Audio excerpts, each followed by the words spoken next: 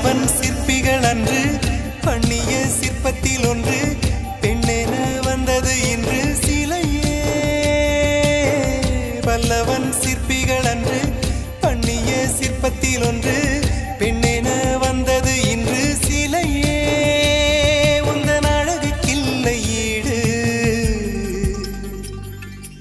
என்ன விலை அழகே, சொன்ன விலைக்கு வாங்க வருவேன், விலை உயிர் என்றாலும் தருவேன்.